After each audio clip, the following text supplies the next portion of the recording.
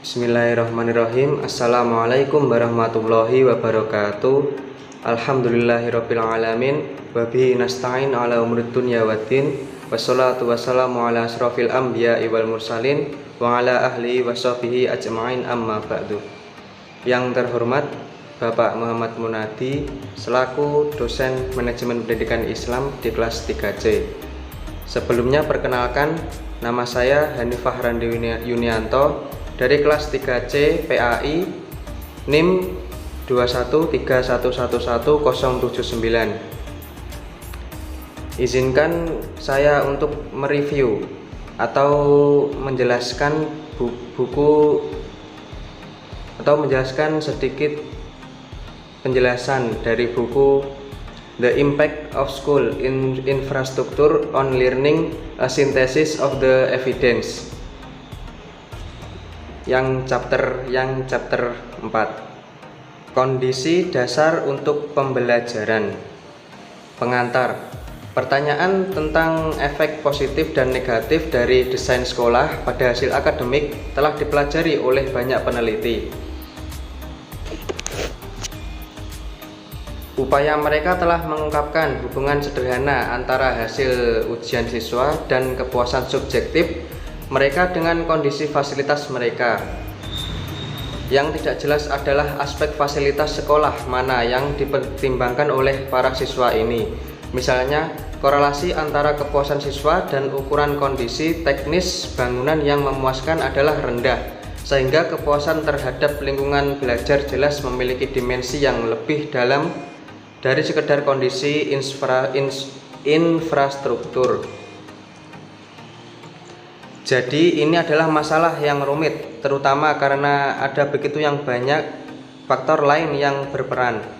Paling tidak variasi yang luar biasa dalam karakteristik dan kemampuan siswa dalam apa yang terjadi dalam kehidupan mereka di luar sekolah. Terlepas dari kompleksitas ini, ada semakin banyak bukti yang berfokus pada aspek-aspek tertentu dan fasilitas sekolah, seperti kualitas udara. Beberapa dari pekerjaan ini telah dilakukan di laboratorium, sementara penelitian lain berfokus pada persepsi penggunaan di dalam kelas lain. Volume bukti ini sangat menegaskan dan sangat mengesankan secara kumulatif dan persuasif. Hasil penelitian ini merupakan landasan yang sangat signifikan untuk inisiatif masa depan karena memberikan wawasan dan alasan mengapa beberapa elemen desain penting. Karena sebagian besar dilakukan oleh peneliti spesialis. Mereka memiliki keunggulan kedalaman, tetapi masalah ruang lingkup terbatas seperti yang didefinisikan oleh disiplin ilmu yang terlibat. Namun ada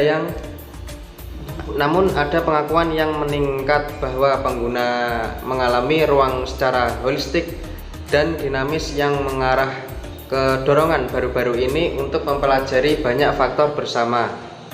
Dalam penelitian semacam ini terkadang fokusnya adalah pada kombinasi faktor-faktor paling mudah diukur seperti suhu dan cahaya. Sementara karya terbaru lainnya telah berhasil mengambil perspektif pengguna dari atas ke bawah melalui kombinasi pendekatan ini. Kemajuan nyata mulai dibuat untuk menjawab pertanyaan penting.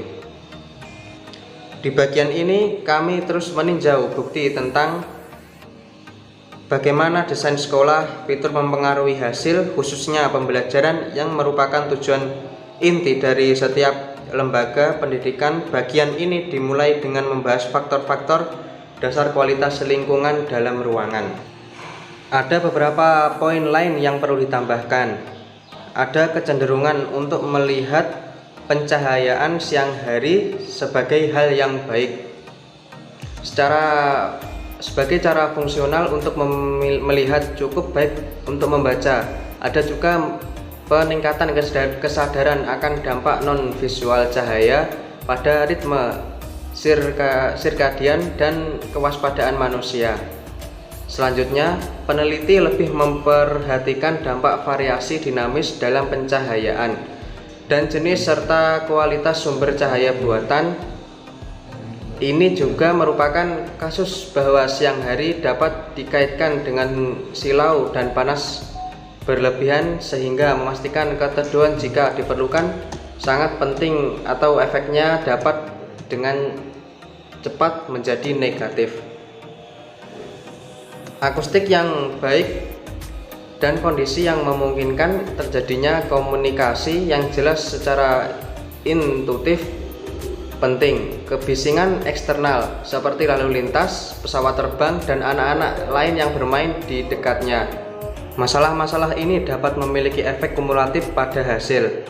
Glenn Ehrman tahun 2004, salah satu penulis yang paling produktif dan dikutip tentang hubungan antara kondisi sekolah dasar dan prestasi siswa, menggambarkan sekolah miskin sebagai sekolah yang tidak memiliki ventilasi dan suhu yang memadai, pencahayaan, akustik, perabotan fungsional, atau beberapa variasi atau kombinasi dari kualitas ini. Penelitiannya telah menemukan bahwa siswa di gedung-gedung miskin mendapatkan skor antara 5 sampai 10 poin peringkat persentil lebih rendah daripada siswa di gedung-gedung fungsional pada tes akademik setelah mengontrol status sosial ekonomi. Demikian pula untuk pendidikan tinggi, ada bukti terbaru yang menunjukkan bahwa hasil tes terpengaruhi secara negatif di mana siswa di luar zona nyaman mereka dalam kaitannya dengan cahaya, suhu, dan ruangan. Bagian selanjutnya akan menyajikan bukti dari studi yang telah mengeksplorasi dampak kolektif dari beberapa elemen untuk menjembatani jurang antara tingkat kepercayaan yang tinggi dalam literatur tentang elemen yang berbeda dan kurangnya bukti ekstentif mengenai efek gabungan mereka dalam praktek. Dalam struktur ini, tim secara ekspensif meneliti berbagai faktor seperti cahaya dan tata letak yang mungkin menjadi elemen desain yang baik untuk sekolah.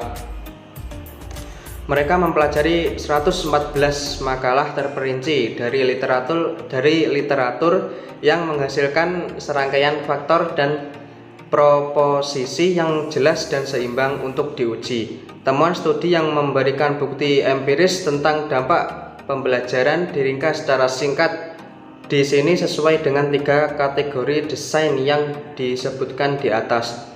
Dalam kategori individualisasi, elemen kepemilikan dan fleksibilitas membahas seberapa baik kelas disesuaikan dengan kebutuhan anak. Kepemilikan khususnya terkait dengan seberapa banyaknya ruangan diatur untuk kelas secara keseluruhan dan untuk setiap murid dengan tujuan menciptakan lingkungan yang berpusat pada anak yang telah terbukti memfasilitasi pembelajaran.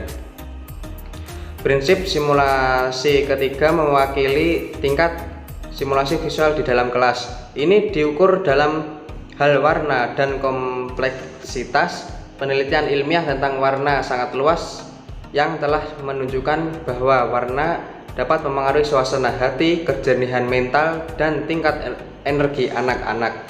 Ukuran kompleksitas di sini berkaitan dengan dampak visual dari kedua elemen arsitektur dan tampilan di dalam kelas. Misalnya, sebuah studi di tahun 2014, Fisher, Godwin, dan Seltman tahun 2014 menemukan lebih banyak gangguan dan perilaku di luar tugas pada anak-anak di lingkungan yang lebih kompleks secara visual. Dengan catatan, 1. Kualitas lingkungan dalam ruangan. KIE mengacu pada kualitas lingkungan bangunan di kaitannya dengan kesehatan dan kesejahteraan anak-anak yang menempati ruang di dalamnya. Ditentukan oleh banyak faktor, termasuk pencahayaan, kualitas udara, dan kondisi pembuangan.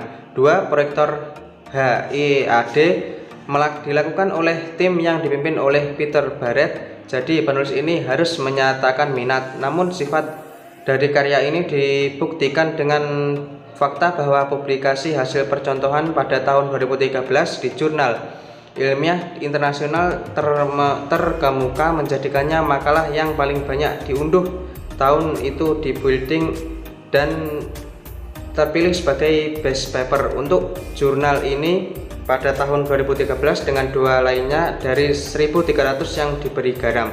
Hasil akhir 2015 yang dikutip di sini didasarkan pada data 5 kali lebih banyak dan analisis lebih lanjut yang ekstensif sebagai temuan Carlier.